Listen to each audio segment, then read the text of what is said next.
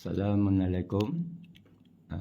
Apek malam ni nak bicara tentang satu sudut bila kita sebut Alhamdulillah, ya, yang sentiasa main dalam kepala saya. Jadi malam ni saya nak perjelaskan kepada diri sendiri dan kepada anda yang juga ada soalan yang sama. Soalannya ialah, selalunya bila orang tanya kita macam mana bisnes, macam mana jualan, macam mana apa-apalah hidup kita, kesihatan kita, kita selalu jawab Alhamdulillah. Dalam Kristian saya dulu pun kita sebut praise the Lord. Alhamdulillah lah, puji kepada Tuhanku, ya, kepada Rabb. Tapi soalan timbulnya, kita ucap itu untuk terima kasih kepada Allah, ya, kita buat gitu. Tapi apa yang kita dapat tu, iaitu yang merasai tu, macam mana? Maksud begini, ya, yang merasai tu, katakan orang tanya kita lah, dapat berapa duit? Oh, saya dapat 10,000, katakan. Orang yang bertanya tu, dia harapkan sesuatu tak?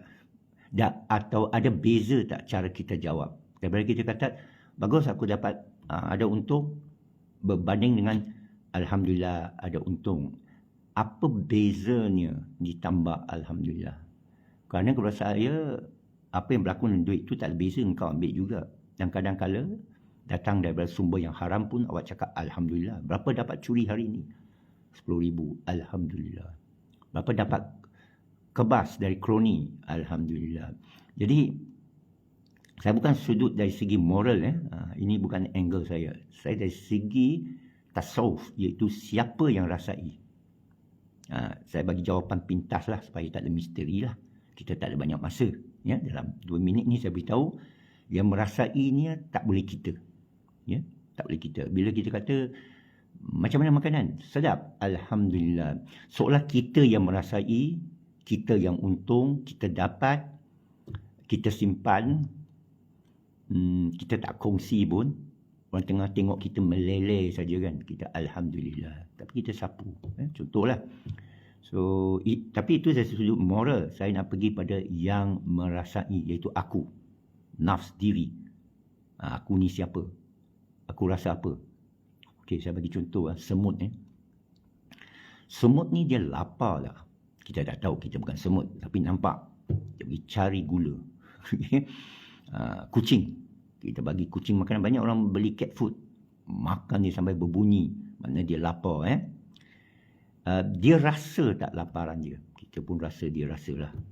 Dari sudut cara kita lihat stimuli. Cara kita tengok reaksi. Kita tengok ada air mata.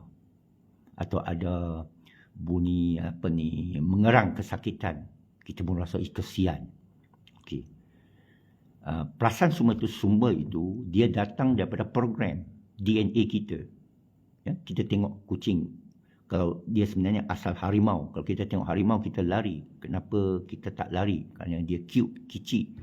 Dia bukan kerana saiz. Dia kerana saiz kita lebih besar. Dia relatif. Dia bergantung pada DNA, programming kita. Selama ini, kita buat apa? Naluri, kendak, sudah disusun. Saya bagi contoh yang lebih mendalam. Kenapa kita dalam hidup kita, kita merungut. Kita bertambah sedih. Kita sendiri yang memprogramkan diri kita. Harga barang naik lah. Asyik harga barang naik lah. Dia tak tuntut dia tak menurut janji lah. Kita negatif, kita hidup, kita stres, negatif, dan Allah ambil cepat. Ya. Padahal kita tak minta dilahirkan. Semut, binatang kita tengok tak minta dilahirkan. Kita pun sama, tidak minta dilahirkan. We did not ask to be born. Ini bukan kata saya. Alangkah baik kalau kata saya. Syekh Sufi saya dari England. Masa dia berdakwah di Denmark. Dia kata awak tak minta dilahirkan. Jadi dia nak bangkitkan jiwa orang bukan Muslim lah. Orang ateis, tak percaya Tuhan. Awak percaya Tuhan tak? Tak. Tak percaya Tuhan. Dia Alhamdulillah tak timbul lah. Jadi kalau tanya dia, macam mana dapat? Dia tak jawab Alhamdulillah. Kalau orang ateis kan, kita not bad, good. dia tak tahu dia diprogramkan, dia tak minta dilahirkan, tiba-tiba dia wujud di dunia ini, dia tak tertanya. Jadi guru sufi saya cetuskan pertanyaan, dan ini tercetus dalam diri saya juga masa kecil, dan saya percaya pada anda semua juga, atau at least sekali dalam hidup mesti awak tertanya, kenapa saya hidup ya? Bukan bagaimana aku hidup, tak, itu you tahu biologi. Maksudnya, atau kenapa tahun sekian, kenapa negara sekian, itu lebih cabang-cabang soalan. Tapi soalan pokok ialah, saya tak minta dilahirkan. Ini bahasa tau. Banyak orang salah faham bahasa. Ya? Bahasa adalah alat. Bahasa adalah alat. Bahasa bukan tujuan. Macam petunjuk jalan. Itu Kuala Lumpur 30 km. Itu petunjuk jalan. Dia alat. Tanda Allah. Quran itu alat. Quran itu tanda Allah. Kita sebut ayatillah. Fahaman dalam bahasa Malaysia ada cacat sikit. Ayat dia anggap tulisan. Tulisan bukan ayat. Itu tulisan. Macam orang kata jangan langkah Quran. Itu pun salah juga kerana itu musyaf. Boleh dibakar. Quran tak boleh. Kalam Allah filul mahfuz. Qadim. Jadi bahasa jadi soalan. Contoh balik Alhamdulillah. Yang saya belajar Alhamdulillah. Mula sekali ialah dia dalam Fatihah. Dia ayat pertama. Saya ikut mazhab Maliki. Kita tak baca Bismillah. Kita baca Alhamdulillah Rabbil Alamin. Kita tahu maknanya segala puji-puji bagi Tuhan semesta alam. Dari sana dah ada rahsia. Puji itu bagi siapa? Siapa yang merasai? Allah, Tuhan, Rabb. Alhamdulillah Rabbil Alamin. Tak ada Alhamdulillah bagi saya. Tapi cara kita ucap seolah, oh itu rezeki bagi saya. Ya, rezeki bagi kita, tapi sebenarnya tidak. Kerana kita tak minta dilahirkan, bukan kata tak layak. Kita tak wujud. Kita tidak ada premis, prima facie yang mahkamah lah. You tak ada case. Habis kenapa kita kena bicara semua itu? Slow-slow dulu ya, satu-satu. Mula daripada Alhamdulillah. Mula saya bertembung dengan ayat yang bangkitkan saya untuk faham Alhamdulillah itu tulisan Syekh Ibn Arabi. Ini tasawuf lama melalui inspirasi dari Syekh guru saya, Sufi itu. Dia anjurkan banyak kitab-kitab diterjemahkan, antaranya Fusus Al-Hikam oleh Ibn Arabi. Saya ada buka, saya pergi baca. Di sana Ibn Arabi cerita bahawa tak ada siapa boleh puji Allah. Nobody can praise Allah. Kita semua main duduk puji hari-hari. Alhamdulillah, Alhamdulillah. Ibn Arabi, seorang syekh yang masuk kerajaan Turki Osmania, menyanjung dia. Kalau tidak sembelih dia lah, kerana dia tarikat. Tarikat ni mazhab wasabi tak suka. Dia kata bid'ah. Tapi dia bantu kerajaan Osmania, Ibn Arabi. Ada filem Adugul ke apa, dia boleh tengok lah. Ibn Arabi kata, tiada siapa boleh puji Allah kerana tiada siapa yang layak, kerana tiada lain yang wujud. Dia pergi pada wajib al-wujud lah. Simple saja lah. Wahdatul wujud. Dia pergi pada wahdatul wujud. Satu konsep oleh Ibn Arabi, tapi Ibn Arabi tak sebut. Dia tak catat. Orang catatkan bahawa dia ni konsep wahdatul wujud ekstrim.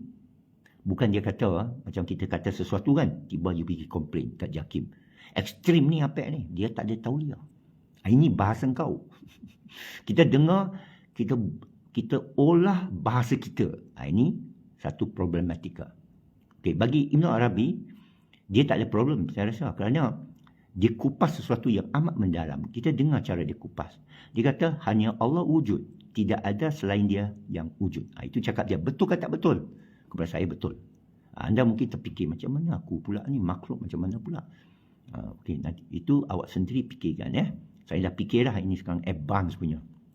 Okey. Jadi kita kata itu wahdatul wujud. Kesatuan wujud, keesaan wujud. Hanya dia wujud, yang selain dia tak wujud. Ya. La ilaha illallah wa lam yakul lahu kufuwan ahad. Mana tiada selain itu ekstrim. Kenapa ekstrim?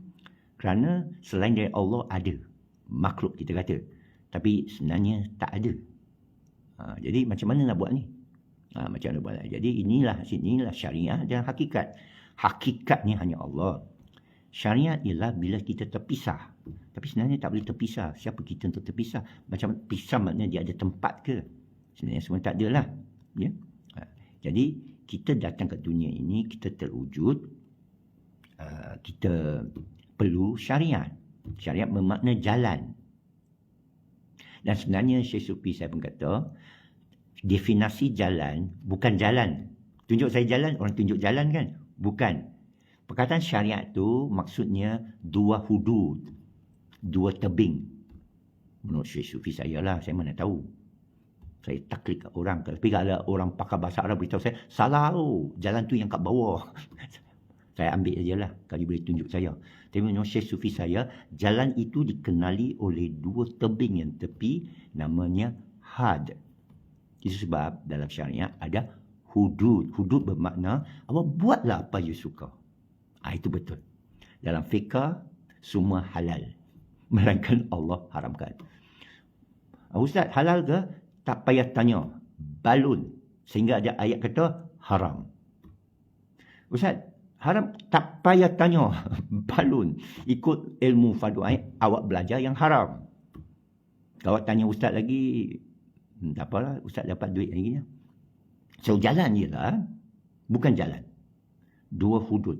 Ia ada penting. Ia ada makna yang amat penting. Berkait semua ini untuk kita fahami kewujudan. Apa yang kait dia? Iaitu, macam mana? Terlupa lah. Dua tebing jalan tu. Begini. Bukan mudah. Kena ada guru kita dah tak ada. Dah meninggal kan? Kita kena ingatkan balik. Dia sebut begini. Hanya hakikat yang ada. Dan anda hanya bisa wujud dalam hakikat. Macam mana aku tu? Bermakna engkau hanya sibuk dengan hakikat. Maknanya engkau sibuk hanya dengan Allah. Lidah anda bahasa ni, kita kata zikrullah, hanya Allah. Hasbunallah ni'mal wakil. Alaihi tawakal. Jadi hidup ni macam mana? Makan macam mana, Pak? Duit macam mana, Pak? Minum siapa nak bayar? Kan? Okey, begini. Engkau sibuk dengan hakikat. Engkau urusan dengan dunia ikut syariat. Itu dia. Bermakna engkau hanya sibuk dengan hakikat. Bila ada problem kan? Engkau tak ada kerja. Ada apa kerja? Cuci pinggan. Pergi cuci pinggan. Tak ada tanya. Tak ada pergi ambil sijil sampai tinggi-tinggi, lagi hutang duit PTPN. Apa yang depan? Awak tengok perempuan. Tengok, cantik lah. Boleh, ambil. Tapi ikut syariat. Syariat kata, lamar dia. Lamarlah. Dia tolak. Lupa. Dia tak jadi masalah buat awak. Awak ikut saja syariat. Ada saya pernah jumpa orang sufi. Dia ikut syariat saja. Dia nampak benda, dia minat, dia tanya. Berapa harga ni? Dia tengok ada duit, dia beli. Tak ada, dia tawar. Kalau perlu kerja, dia kerja. Boleh saya kerja, boleh saya tukar barang. Dia, mana jiwa dia tidak terikut-ikut, tidak terikat, tidak terpikat dengan selain Allah. Dia sentiasa dalam hakikat. Sampai waktu. Alhamdulillah, nak meninggal kan? Innalillahi wa inna ilaihi raji'un. Alhamdulillah. Bukan mengucap. Okay? Bukan mengucap. Kembali kepada Allah. Terima kasih kepada Allah. Itu ya. Dan sebenarnya ikut hakikat dia, ia sentiasa mati dah. Dia sudah mati. Dia dah matikan diri. Bukan tak ada nafsu. Nafsu ikut syariat. Ya, you lapar. Tidak masak. Sebenarnya kita tak lapar, nampak je kita kan, trigger kan. So dia tak ada trigger lain. Trigger dia ialah hanya Allah. Jadi bagi Ibn Arabi, trigger dia hanya Allah. Jadi dia kata dia tak boleh puji Allah, hanya Allah bisa memuji dirinya. Itu ayat dia. Only Allah can praise Allah. Itu sebab Syekh Imran Hussein, dia ada satu tafsiran yang cantik bunyi alhamdulillah. Kalau siapa dengar Syekh Imran Hussein, SIH, yang selalu eskatologi tu, saya reject lah. Dia kata, marilah kita puji Allah, let us praise Allah the way He wanted to be praised. Marilah kita puji Allah cara yang Dia kendaki dipuji. Betul ke? Jadi, iaitu alhamdulillah rabbil alamin. Menurut lagi seorang alim, saya anggap alim lah kerana dia mengajar bahasa Arab sampai klasik dari Lubnan, Dr. Hani Ajan. Dia kata apa-apa yang ada nama Allah bukan Allah yang sebut. Maknanya bukan Allah yang kendaki. Ya? Okey. Malaikat yang sebut. Bermakna Alhamdulillah Rabbil Alamin ialah malaikat atau pihak ketiga sebut segala puji bagi Allah. Mana betul lah Ibn Arabi tadi kata, bukan saja Allah tak layak untuk dipuji, Allah tak perlu dipuji. Dia kendaki dipuji, tak. Dia kendaki untuk cipta kau, tak. Allah fa'ulu lima yurid. Kalau apa dia kendak ialah dia punya, bukan kau punya. Bukan aku ada permohonan, tuan, saya ada permohonan. You buat decision lah, ikut permohonan saya. Ini saya upah. You nak upah apa kan? You tak ada nilai kewujudan. Dan ini perbincangan mendalam dalam kitab Tahafud antara Ibn Rushd berdepan dengan Imam Al-Ghazali. Amat menarik. Siapa ada masa pergi cari buku free PDF.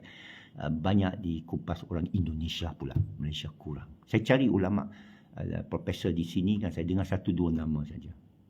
Tapi saya nak cari yang mendalam. Saya baca, payah untuk baca. Tapi kenapa penting? Kerana dia mengupas sifat-sifat Allah yang 3. Iaitu pertama, ilmu Allah. Kedua, kehendak Allah, masya Allah. Ketiga, itu irada Allah, kehendak. Kehendak ni ada 3 istilah sifat. Masya, kehendaki, izni, izin. Dia dah kehendaki belum kalau dia izin? Okay. Ketiga, irada. Murid, kehendak. Dia 3 untuk describekan dia tu. Okay. Itu sifat masya. Tadi sifat ilmu. Penting ni, nanti saya explain. Ada sempat.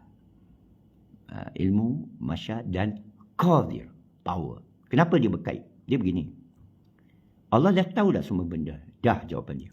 Dia tahu sejak bila? Sejak bila-bila dia tahu. Sejak filum mahfuz, ya. Sebelum semua ni terjadi, ya. Dia tahu dah ini apa yang ada. Tahu. Dia tahu dah awak dengar. Tahu. Tapi belum berlaku. Tapi dia tahu. Okey. Bermakna waktu dulu-dulu lah. Yang tak ada masa filum mahfuz, tak ada benda. Kita semua sudah wujud kan? Sudah. Dalam ilmu. Secara fizikal, apa tu fizikal? Apa tu masa? Dia tak ada. Dia tak ada. Jadi, itu misteri dia. Dia tak ada. Kita akan berlalu gitu saja ke? Kita pernah wujud seketika ke? Bila ketika itu beribu tahun, berbilion tahun, tak boleh kira. Okey. Bila katakan ada masa, sebenarnya tak ada masa bagi Allah. Tak ada masa bagi Allah. Allah tak boleh dikaitkan dengan masa. Sebenarnya tak boleh dikait dengan ucapan. Itu sebab siapa sebut Allah, itu bukan Allah. Kerana syaitan, malaikat, dalam Fir'aun, dalam Quran. Suara Allah ialah dia tanpa nama. Macam saya dah beritahu sebelum dan saya beritahu sekarang. Bila sebut aku dan kamu, itu bahasa paling pendek kerana masalah bahasa. Iyyaka na'budu wa iyyaka nasta'in. Hanya kepada engkau aku sembah, hanya kepada engkau aku minta pertolongan. Iyyaka, ihdina, kepada kami. Nampak dia tak sebut Allah kepada kami. Ini sebab memuji Allah yang lebih cantik adalah Rabbana lakal hamd. Diucap oleh seorang sahabat, bukan oleh Jibril, bukan oleh Muhammad, dan bukan oleh dalam Quran. Ketika solat, Rasulullah bangun daripada rukuk, disebut Sami Allahu liman hamidah. Maha dengar Allah, kepada dia puji. Macam tadi disebut tu, bila disebut Allah, bukan Allah yang sebut. Kita pihak ketiga yang sebut. Dan bukan kepada Allah. Kerana Allah tak perlu. Kita cuma sebut dari diri kita. Alhamdulillah Rabbil Alamin. Astaghfirullahaladzim. Aku minta ampun Allah. Tak ada kemana-mengena dengan Allah lagi. Macam kita kata saya bersama isteri. Awak cakap dengan kawan. Awak bukan bersama isteri. Kalau bersama isteri, terus diam. Kan? Kerana dia dah sampai tak ada hijab. Dia aku dan kamu. I, you. Ke I love you. Itu aja. I want you. Ya. Rabbi Tuhanku. Takamini kurnia padaku. Itu bahasa antara kau dan Allah. Itu paling depan, tak ada hijab. Itu very important. Kerana itu cara doa.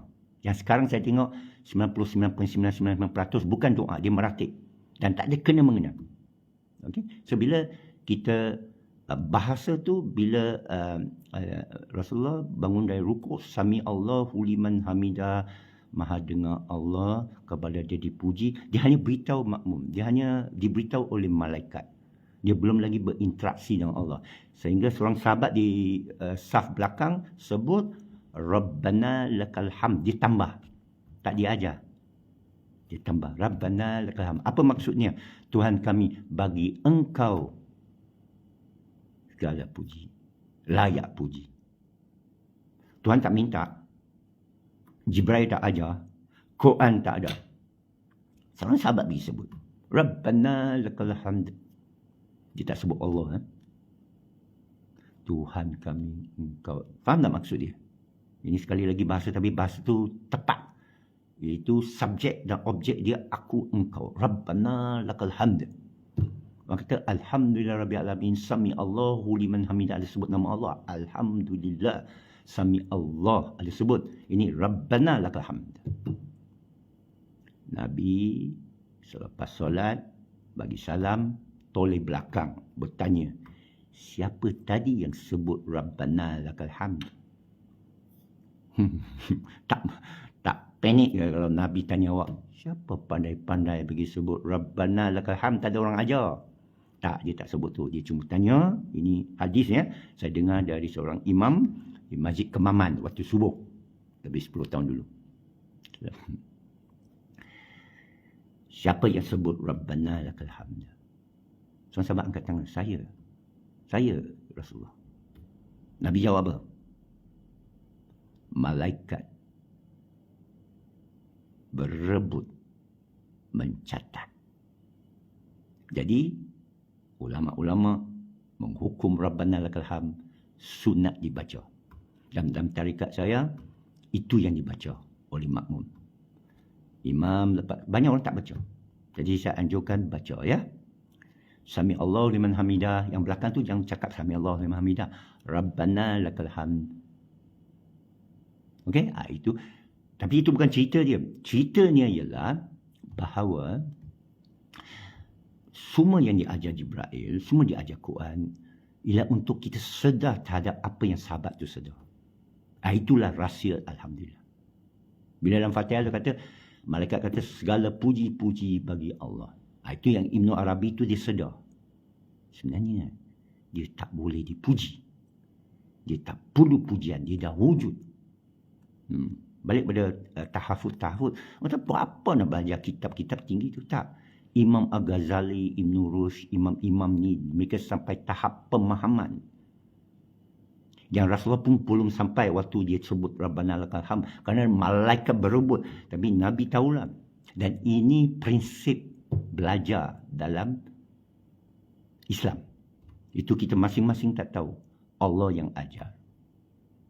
Dan kita tadabbur ayat-ayat dia, iaitu kita renung atas tanda-tandanya. Kita kata tanda-tanda kekuasaan Allah bagi mereka yang sentiasa berfikir. Lepas tu dia akan jawab subhanaka, maha suci engkau. That means ada something tu tak diceritakan Quran. Kenapa Quran tak cerita formula E = MC² terus? Kenapa tak cerita ada AI?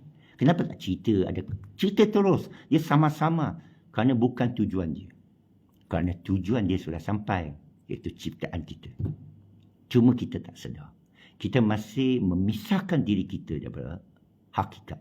Kita masih rasa aku ni ada dapat ni, ada surat ni. Kita masih lagi fikir dalam bentuk relatif yang sementara, yang tak ada guna punya. Tak ada guna. Lu punya sijil tak ada guna lah. Lu punya janji tak ada guna. Lu punya parti pun sudah tak ada guna lah. Lu tak tahu lah. Lu habis duit beras negara saja. Macam tu. Jadi apa yang guna? Ilmu hakikat ini kerana rahsia kejadian kita. Okay? Jadi bagi Ibn Arabi, dia kata dia membuka pintu rahsia lah. Itu sebab dia dinamakan Syekhul Akbar. Siapa Ibn Arabi? Tak disebut Rasulullah. Memang tak disebut. Muslim Bukhari pun tak disebut. Kan? Semua tak disebut. Imam Syafi'i pun tak disebut. Kita pun tak disebut. Okey? Tapi ilmu yang mereka bincang ni ilmu hakikat. Iaitu fi lauh mahfuz. Ketika hanya Allah saja. Ada Allah saja? Ada. Ini kita semua beriman. Hanya Allah saja. Hanya Allah. Only Allah. Dan kalau hanya Allah saja yang maha tahu, perlu tak kita? Dia tak timbul kerana engkau tak ada. Okey. Tapi soalan mereka tajam.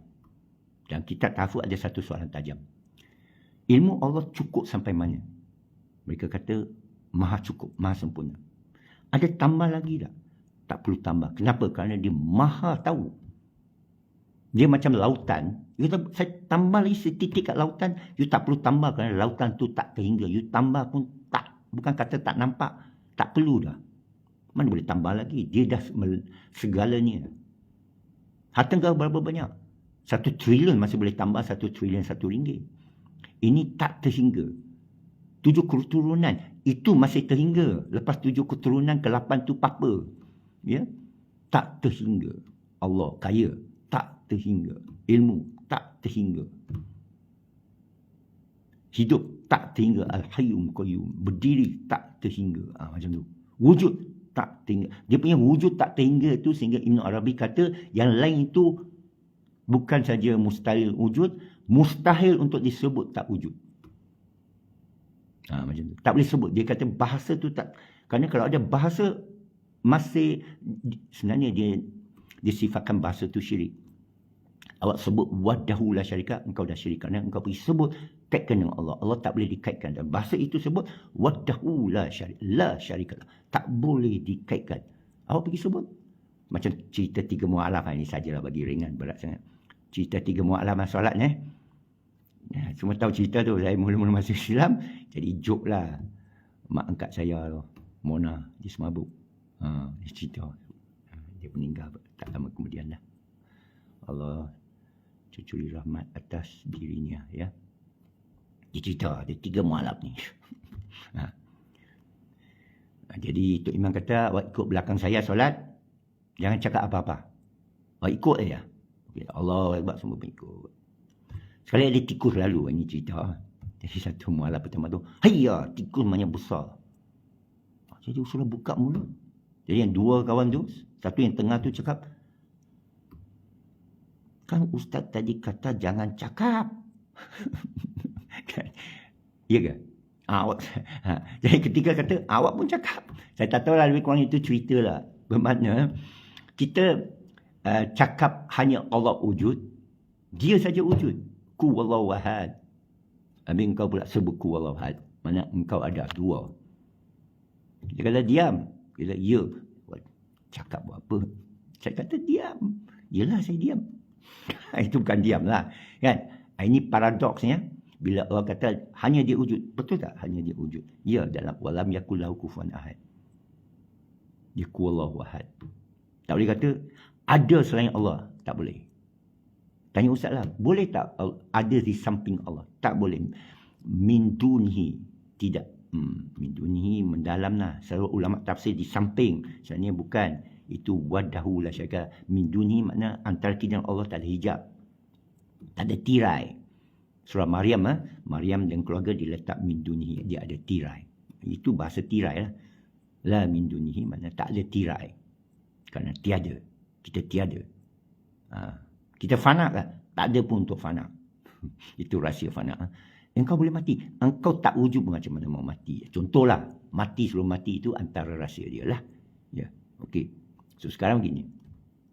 Ilmu mengikut tahafud ni Ibn Rushd dan Imam Ghazali bincang ialah apabila hanya ilmu dia, kita tak ada, perlu tak tambah lagi ilmu? Tak perlulah. Dia dah tahu semua.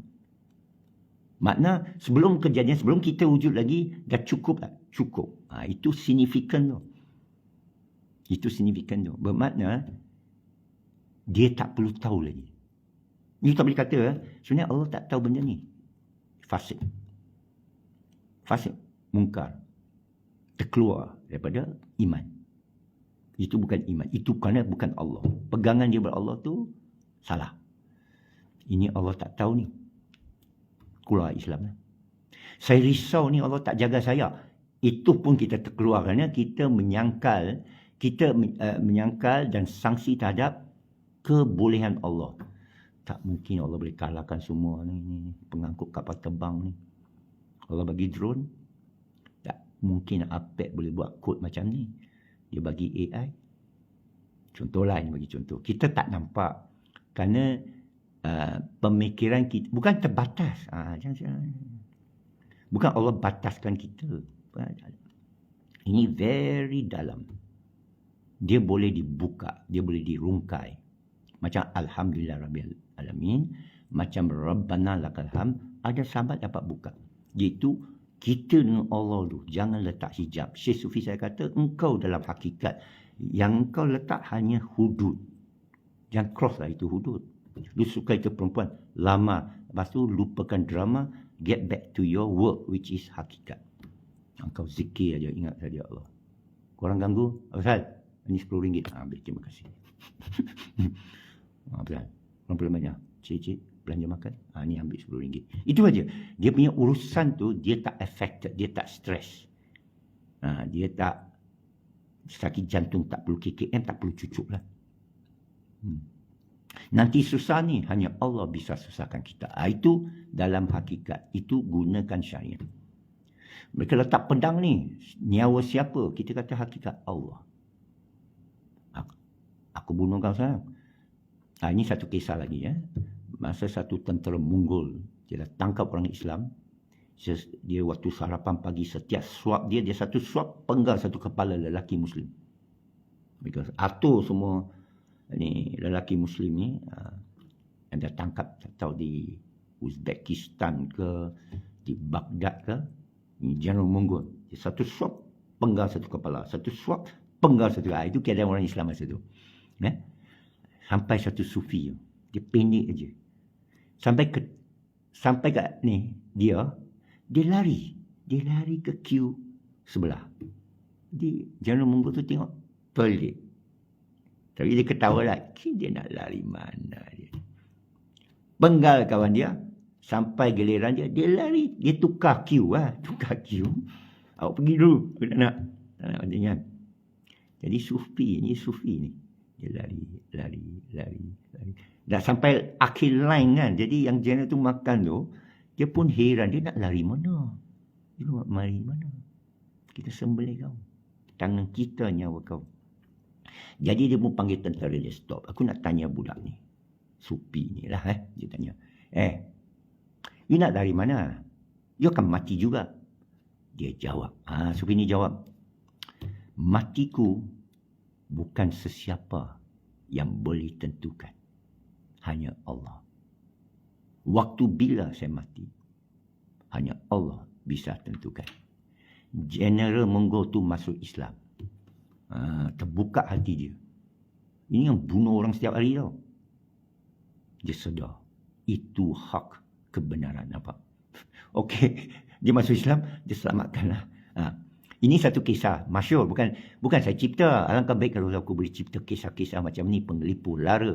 Sebenarnya kisah saya baca. Tarikatul Aulia lah. Ni Aulia masa zaman Mongol lah. Ada lagi satu cerita. Ni teringat. Nanti saya terlupa tak dapat cerita. Mana tahu awak tak akan dengar cerita ni lagi. Kerana saya terbaca di kitab-kitab. Mana awak boleh jumpa kitab ni? Jarang. Susah, orang semua online lah. E-book lah. Semasa Mongol langgar Baghdad, ada satu ketika seorang wali Allah ni dalam kota tu. Satu kota lah, tak tahu mana lah Orang dah datang sembelih orang Islam semua. Satu kota tu tak dapat disembelih. Tak dapat disorang. Allah bala ke apa tak sampai. Malaikat disuruh musnahkan pekan ini. Tak dapat. Jadi malaikat pergi tanyalah, kenapa tak dapat? Rupanya ada seorang wali Allah, dia berdoa kepada Allah. Allah, selamatkanlah pekan ini. Selamatkanlah bandar ini. Jadi tak dimusnahlah. Tak ada siapa boleh musnah kerana doa wali Allah. Allah kurniakan doa dia. Lindungi kami. Power doa dia kan? Jadi malaikat datang kat dia dalam mimpi. Kenapa awak doa lindungi pekan ni? Yalah, ini tempat saya lindungilah. Awak tak tahu ke Allah nak musnahkan bandar ini? Ya ke? Jadi dia pun berhenti berdoa, dia pergi dari tempat tu, esok bandar tu ditawan, dimusnahkan. Apa? Ini lagi satu cerita lah bermakna kepada wali Allah ni, dia doa, kita kata doa boleh menghindarkan takdir. Ada hadis kata boleh menghindarkan takdir. Tapi bila kita tahu itu takdir Allah, Masya Allah, la quwwata illa billah. Kita tak ada kehendak kerana kita tak wujud. Kita ikut syariat. Syariat ialah jalan kepada hakikat. Apa hakikat? Apa syariat kata? Kau nikah. Syariat kata apa? Bayar zakat lah. Syariat cara apa? Jangan curi. Jangan riba. Jangan terima upah ulama ni. Janganlah. Yang ni banyak terima upah kan? Haram. Habis ulama macam mana cari makan? Cari makan dengan terima upah agama lain. Nabi tak terima upah. Khalifah pun tak terima upah. Dia berniaga sendiri. Berniaga halal. Halal tu bayan, haram tu riba. Itu. Saya bagi free. Fardu kifayah. Saya wakafkan free. Tapi ada orang baik. Selama hidup saya dah cucu-cucu, tak pernah Allah tak bagi makan. Itu saja saya boleh jawab. Pernah isteri saya kata, ini kisah personal lah. Isteri saya berpelas 40 tahun dulu. Yang Hani, dia cakap, duit kita tak sampai 1,500. Dulu duit kita banyak lah. 10,000, 20,000, 50,000, 100,000. Dulu duit saya. Alhamdulillah.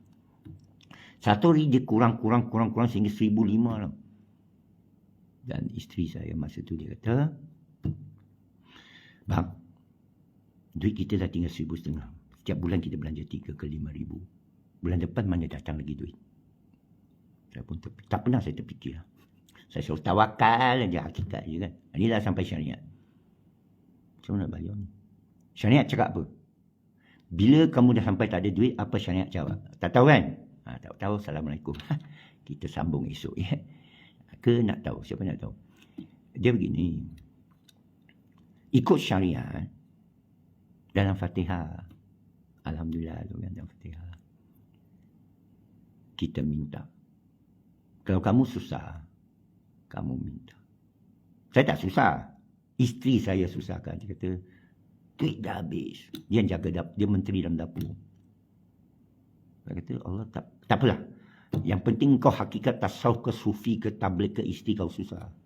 Isteri kata, bang, after this month, where am our money coming from? Kerana saya terlatih dalam diri saya tasawuf ini, saya akan minta Allah. Itu dia. Itulah syariat. Susah apa kan? Ngadu ke Allah. Itu syariat. Lepas tu lupakan. Apa yang nak risau? You dalam hakikat. Kan? You supi kan? So saya solat. Saya ingat lagi solat Zuhur dalam bilik tidur. Saya angkat tangan. Allah. Saya tak habis saja saya terdengar ayat. Fabi ayyi ala'i rabbikuma tukadziban. Tak ada suara. Saya terdengar ayat dalam hati. Yang saya tahu maksud dia. Dan maka apa di antara nikmat-nikmat Tuhanmu yang kamu dustakan? What among the favors of your Lord that you deny? Bukan dustakan. Deny ni makna kamu tak mengaku lah. Dia lah buat engkau tak minta lagi kan? Bagi makan. Ya? Awak curi lagi wang. Hidup lagi. Alhamdulillah boleh jaga. Lepas tu, awak nak berdoa kepada Allah lagi. Nak minta. Lepas saya bagi salam kan, saya tak jadi minta.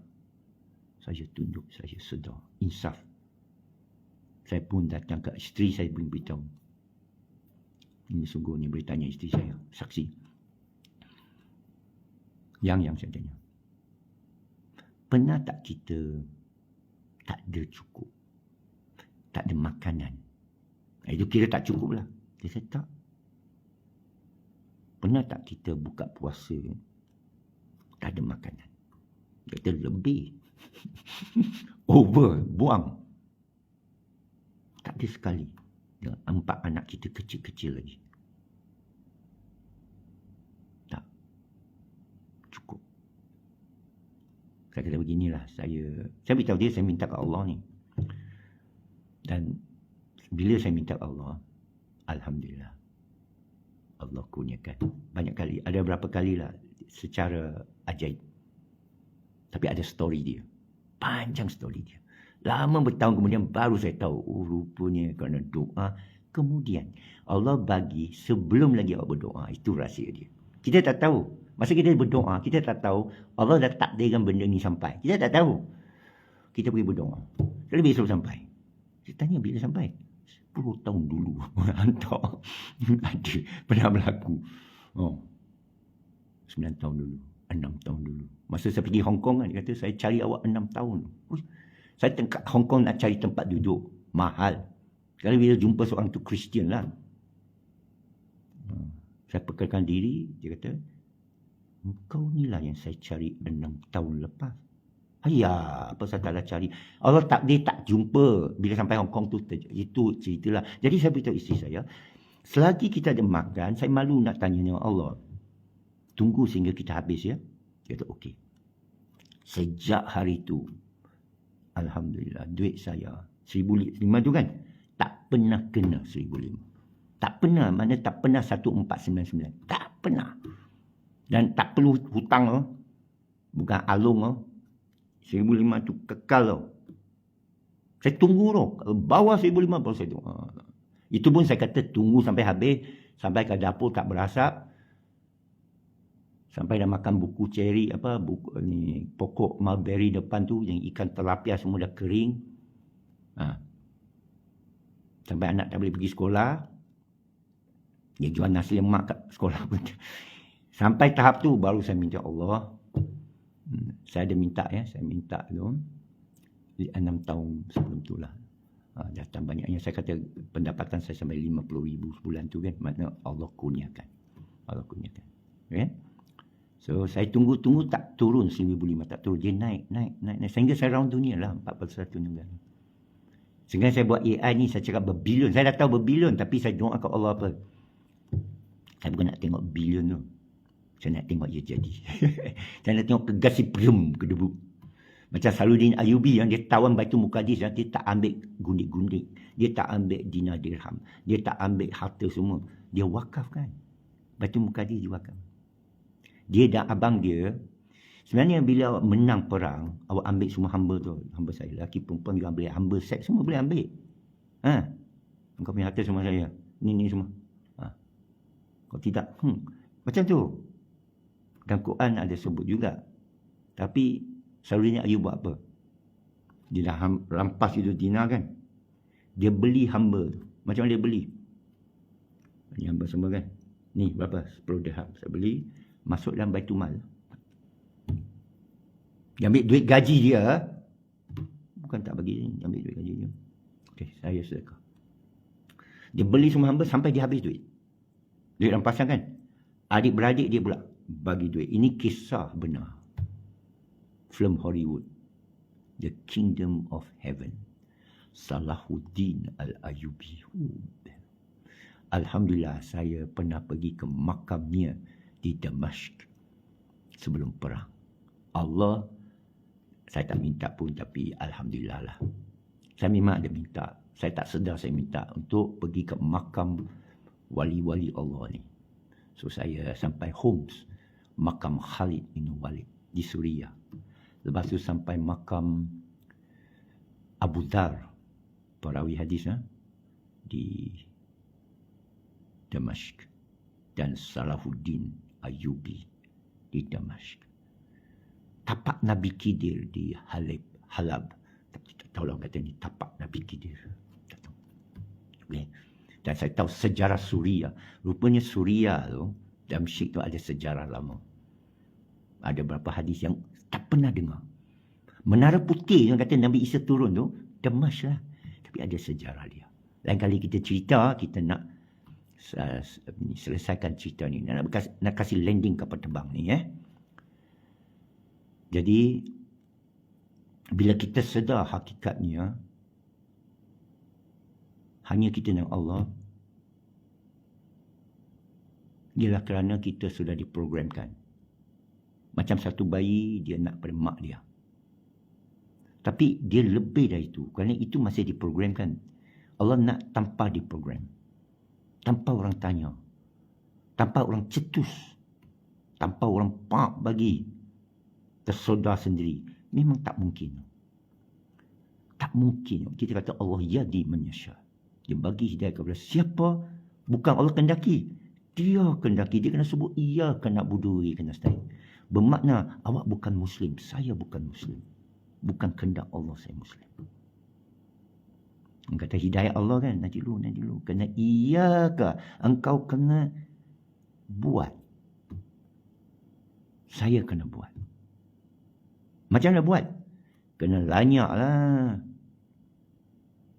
Kena diuji. Mahathir diuji 98. Baru saya tahu dia wali Allah. Ini cerita panjang. George Soros serang lah. Timbalan dia masa itu dengan IMF. Besar je. Tahu datang lah. Sign. WHO, Pfizer, and dia sign. Duit. Dia ugut. Mahathir tidak. You sangka George Soros tu melenyapkan negara macam Mongol lah, satu persatu sampai kat dia. Ini wali Allah lah. Dia kata selagi Allah belum kendaki ni, dia cari jalan.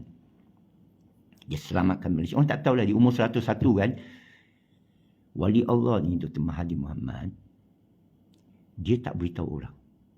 Saya korek rahsia dia sendiri. Tak payah korek pun, semua orang tahu. Riau Lingga, orang tak tahu sejarah dia, dia beritahu. Berjanjian Pangku, kita baca buku sejarah. Sebenarnya, tapi baca sejarah hidup dia, banyak kisah dia orang tak tahu. Orang lain cerita. Banyak kisah dia, saya bila jumpa orang yang pernah kerja dia, saya kata cerita satu kisah dia. Mereka cerita. Sebenarnya anak-anak dia billionaire kan. Orang tak tahu rahsia dia. Bukan dia, ada benda lain. Dan dia tak ungkitkan. Dia tak pertangkan diri. Dia tak perlu pertangkan diri. Ini yang kata wali Allah ni. Dia tak rasa tergugat. Dia boleh jalan seorang. Dia berani. Dia punya kawan Daim pun jalan. Dia tak jalan. Polis panggil ke, SPM panggil ke, Hasma dipanggil ke, isteri panggil. Dia pergi saja. Dia tak ada cakap, kau tahu saya siapa. Tak ada. Dia tak ada telefon orang. Halo kawan. Tak ada. Dia tak cakap, orang ni kenal aku. Dia tak payah. Malah dia marah lagi. Saya pernah tengok Mahathir masa dia jatuh. Satu orang tanya dia. Baik, kita akhirnya cerita wali lah ni. Wali yang kita nampak ni. Ada depan kita ni. Kat sini ada P8. Bukan yang jauh-jauh dalam sejarah beribu tahun. Romantika. Ini orang depan kita. Kita tak appreciate. Saya cerita ni. Dengar. Saya ada hadir satu majlis. Satu orang pendengar tanya Mahathir. Tun masih PM lagi. Masa tu Badawi lah PM. Tun akan bagilah kita QPAC ni. Permintaan kita 2,000 bonus. Politik kan. Jawapan Mahathir tu.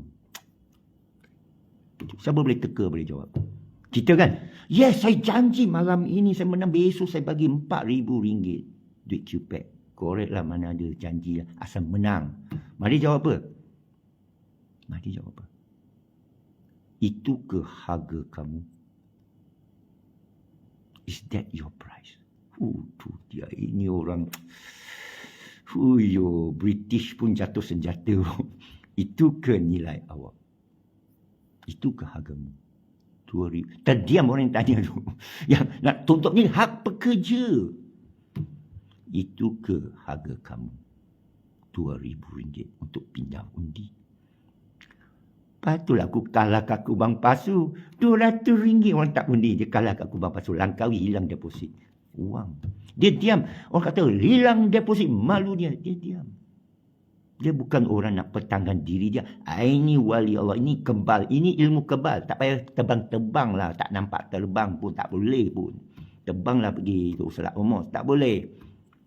Itu kebal. Orang hentam macam mana. Kritik macam mana. Dia tak tergugat. Dia dalam hakikat. Dia buat syariat saja. Melayu perlu bersatu. Respect ni orang. Happy birthday 101. Cik Dek, the legend. Iyyaka na'budu wa nasta'in ihdinas siratal mustaqim. Rabbana taqabbal minna innaka samiul alim. Alhamdulillah rabbil alamin. Assalamualaikum.